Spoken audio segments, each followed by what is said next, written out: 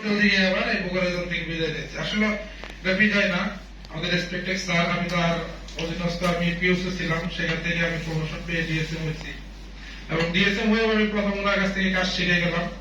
এটাকে আমি মানে ইন্টার্ন পিরিয়ড হিসাবে গণ্য করতেছি। আসলে স্যারের কাছ থেকে আমি কাজ শিখে গেলাম। এখন যেখানে জায়গায় আমি জানি না আমাকে কোথায় দেবে ম্যানেজমেন্ট, যেখানে দেবে সেখানে মানে আমি যাবো। ম্যানেজমেন্টের সিদ্ধান্ত চূড়ান্ত সিদ্ধান্ত।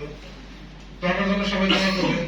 স্পেশালি আমি আমার টিমমেট যারা আছে সবাই খুব কোঅপারেটিভ এবং আমরা যে অবস্থাতে ছিলাম এবং আশা করি এখন সেই অবস্থাতে নাই। সবাই ভালো, সবাই পারফর্মার।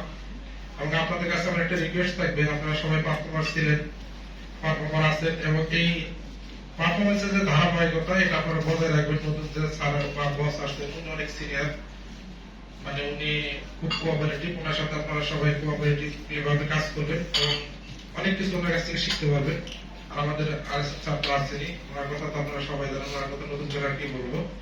তো সবাই আমার জন্য দোয়া করবেন, আমি যেখানে যাই সেখানে যেন যে পারফরমেন্স যেখানে আমি করতে পারছি এই পারফরমেন্সের ধারাবাহিকতা আমি বজায় রাখতে পারি এবং ভালোভাবে যেন আমি রেনেটাতে একদম মানে অ্যাচিভার হিসাবে যেন রেনেটা ফ্যামিলিতে আমি থাকতে পারি।